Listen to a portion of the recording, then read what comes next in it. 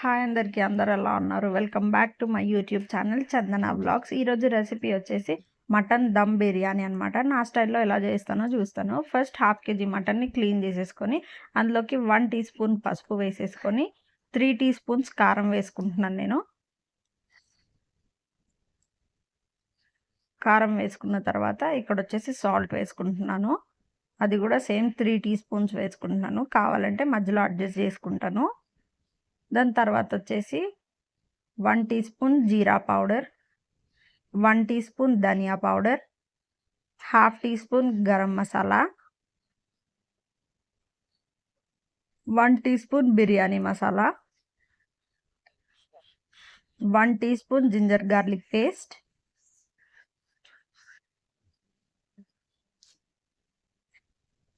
1 tea spoon oil, 2 tea spoons kasuri methi. Flavour చాలా బాగుంటుంది. ఇవన్నీ వేసేసుకొని మంచిగా మ్యారినేట్ చేసేసుకుంటున్నాను. ఫస్ట్ అయితే ఇట్లా ముక్కకంతా కూడా పట్టేలాగా మంచిగా కలిపేసుకొని దీని తర్వాత వచ్చేసి పెరుగు వేసుకుంటాను. ఇందులోకి 1 కప్ అనమాట. 1 కప్ పెరుగు వేసుకుంటున్నాను. అంటే మీరు ఒక 4 to 5 టీ స్పూన్స్ పెరుగు వేసేసుకొని మంచిగా మ్యారినేట్ చేసేసుకొని పక్కన పెట్టేసుకున్నాను. దాని తర్వాత కుక్కర్ పెట్టేసుకొని అందులోకి 2 టేబుల్ స్పూన్స్ ఆయిల్ వేసేసుకొని 3 టేబుల్ స్పూన్స్ గీ వేసుకుంటున్నాను. ఆయిల్ గీ రెండు కూడా వేడైపోయిన తర్వాత షాజీరా, చెక్క, లవంగం, ఇలాచీ, స్టార్ అని, అనాస పువ్వు ఇవన్నీ వేసేసుకొని మంచిగా ఫ్రై అవ్వనివ్వండి మసాలాని. దీంట్లోనే బిర్యానీ ఆకు, బండ పువ్వు కూడా వేసేసుకొని మంచిగా ఫ్రై చేసుకుంటున్నాను. ఇట్లా ఒక 2 minutes ఫ్రై అయిపోయిన తర్వాత కరివేపాకు, పచ్చిమిర్చి కూడా వేసుకుంటున్నాను. ఇవి కూడా వేసేసుకొని మంచిగా ఫ్రై చేసేసుకోవాలి. ఇట్లా ఫ్రై అయిపోయిన తర్వాత కట్ చేసి పెట్టుకున్న 2 పెద్ద ఆనియన్స్ని కూడా వేసుకుంటున్నాను. ఆనియన్స్ నేను ఆయిల్లో డీప్ ఫ్రై చేయను, ఇట్లానే ఫ్రై చేసుకుంటాను. కొంచెం టైం టేకింగ్ ప్రాసెస్ ఉంటుంది ఆనియన్స్ ఫ్రై అయ్యేంత వరకు.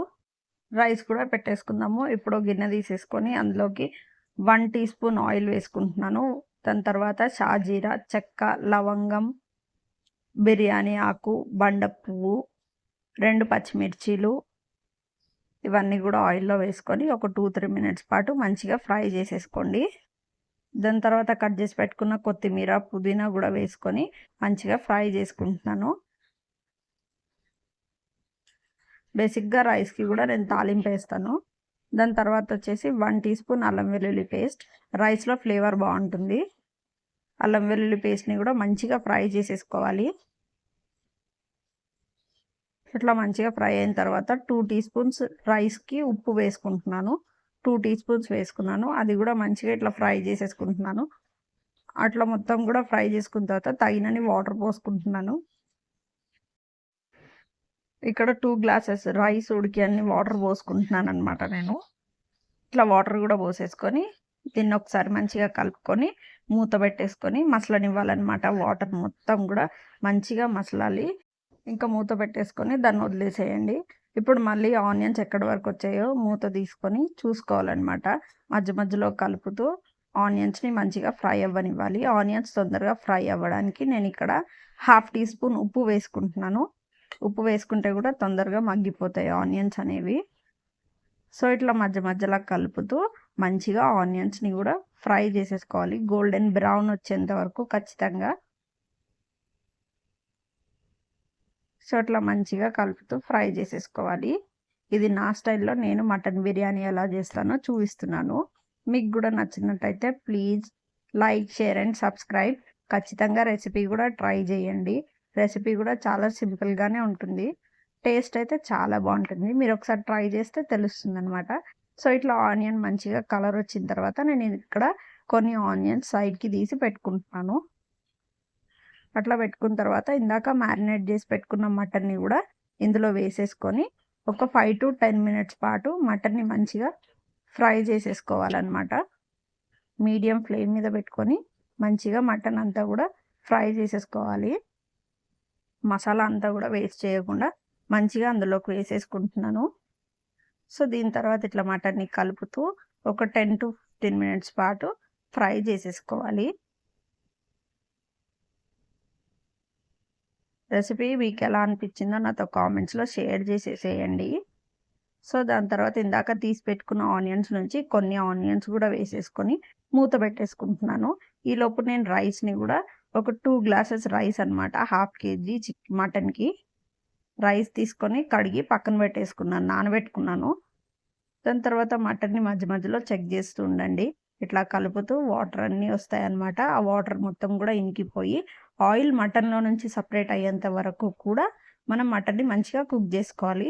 సాల్ట్ సరిపోలేదని చెప్పి మళ్ళీ 1 టీ స్పూన్ సాల్ట్ వేసాను.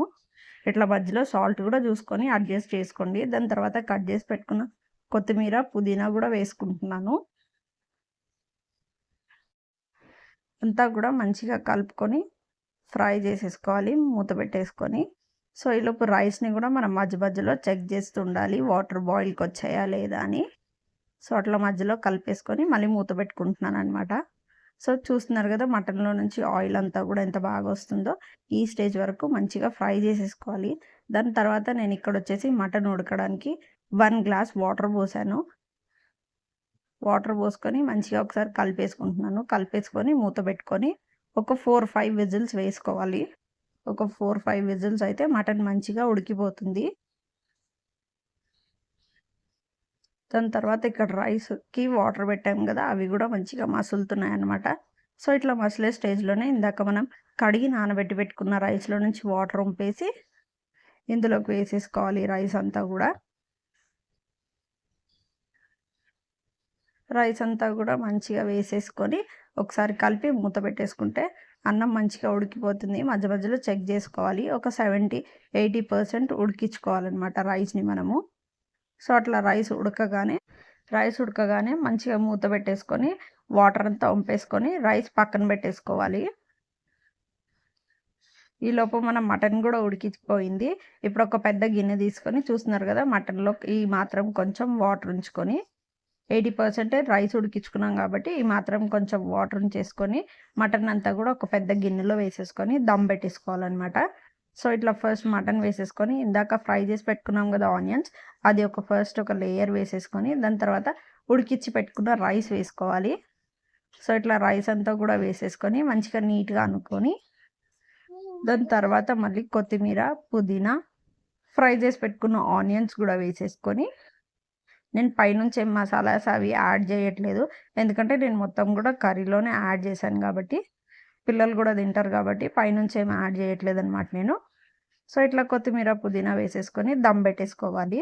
స్టవ్ పైన ఒక పెంక పెట్టేసుకొని దానిపైన మనం దమ్ పెట్టుకునే గిన్నె కూడా పెట్టేసుకొని దానిపైన వెయిట్ పెట్టుకొని ఒక 30 మినిట్స్ పాటు దమ్ పెట్టేసుకోవాలన్నమాట. సో దమ్ పెట్టేసుకున్నాక ఇక్కడ చూసారా మన వేడి వేడి మటన్ బిర్యానీ రెడీ అయిపోయింది. చూస్తున్నారు కదా, నేను మీకు చూస్తున్నాను రైస్ ఎంత బాగా సపరేట్గా కుక్ అయిపోయిందో. మటన్ పీస్ కూడా అసలు ఏం మాత్రం కూడా తడి లేకుండా మంచిగా కుక్ అయిపోయింది. So please like, share and subscribe to my YouTube channel.